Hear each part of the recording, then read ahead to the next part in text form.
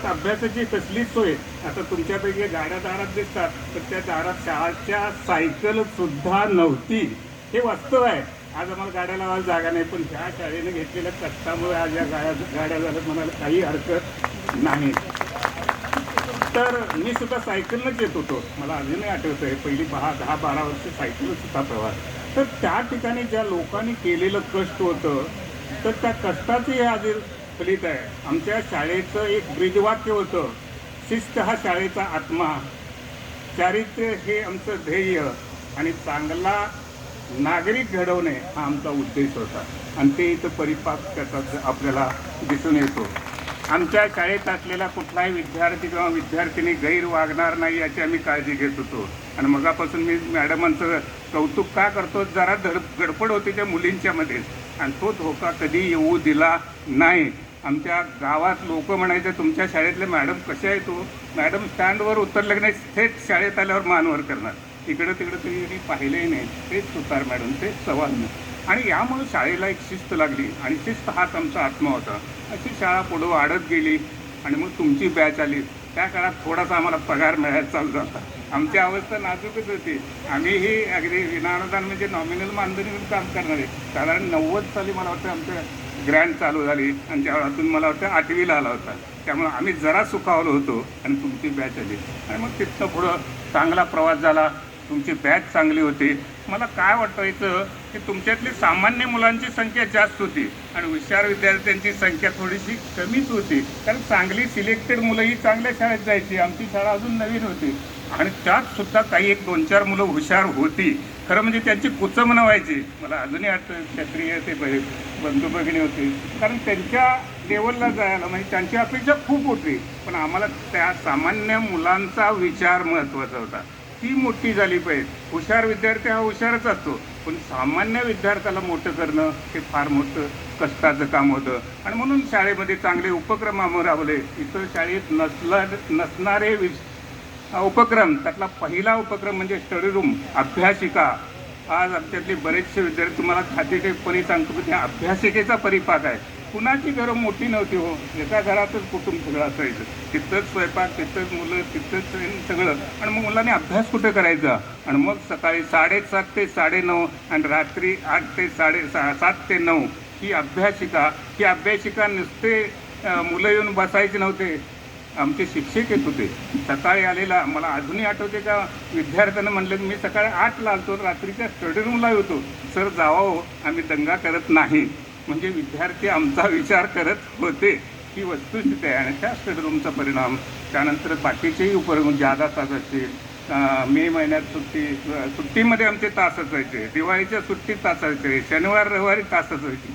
अनेक लोकांचं कष्ट आहे. मग आमच्या सुरुवातीला एकनाथ पाटील नावाचे शिक्षक होते, महाडिकमध्ये कामकर होते. आणि सगळ्यात म्हणजे माने सर हा पहिला कालावधीत आले नाहीत, पण नंतर जे आले त्या अगदी जोरात प्रगती चालू झाली.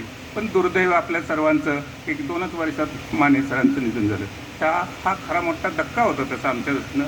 पण आम्ही न थांबता पुढे ज्युनियर कॉलेज झालं, त्यानंतर आर्ट्स कॉमर्स झालं, त्यानंतर सायन्स झालं आणि मग प्राथमिकही चालू झालं. म्हणजे आता आपल्या शाळेमध्ये आपल्याला माहीत आहे अगदी लहान मुलं ज्याला बालवाडी ते 12वी आर्ट्स कॉमर्स सायन्स, जवळजवळ मी रिटायर झालं त्यावेळा 1800 विद्यार्थी आपल्या शाळेमध्ये शिक्षण घेत होतं. हे आपल्या कामाचं म्हणजे प्रतीक होतं. ते आपण जे काम केलं ते त्याचा परिपाक आपल्याला मिळालेला होता. तर हा जो मेळावा आहे, ज्याला अनेक नावं म्हणतात, कोण स्नेह मेळावा, गेट टुगेदर, तर माझा तर मते ह्याला जुन्या आठवणींना उजाळा, जुन्या आठवणींना उजाळा. आपण जुन्या खूप आठवणी येतो. किती मी जर रात्री माझ्या डोक्यात जर आलं, मी काम केलं या शाळेत, तेवढं मनसोक्त काम केलं, त्यावेळेला काही वाटलं नाही. आता मागं जाऊन पाहताना आम्ही कसा एवढा वेळ देत होतो. सकाळी 8ला आलं तर रात्री 8 वाजेपर्यंत आम्हाला काही वाटायचं नाही. त्यावेळेला जेवणाचा डबा तिथेच असायचा आणि मग संध्याकाळी घरी रागवून घ्यायचं, म्हणजे शिपाई बसवायचा आणि खायचं.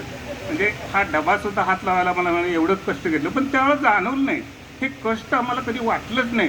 कारण आमच्या समाधानाचं काम कष्ट कधी वाटतंय, मनाविरुद्ध एखादं आपण काम केलं तर ते काम वाटायला लागते. पण आपल्या आवडीचं ज्यावेळेला काम करतो त्यावेळेला त्याला कष्ट म्हणताच येत नाही, ते जाणवत सुद्धा नाही. ते मनसोक्त आम्ही करत घेतलो.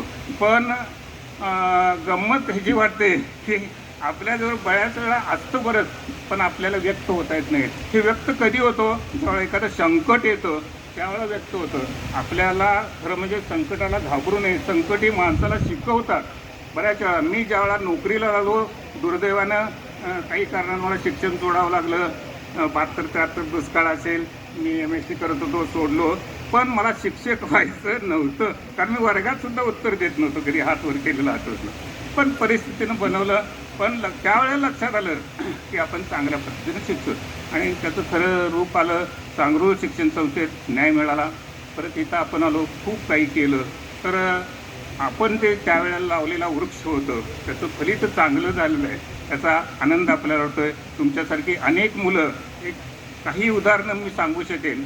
एक 12वी-11वीच्या आर्ट्सला एक विद्यार्थ्याला त्याचं मार्कलिस्ट बघितलं, 36% मार्क होते. 36%.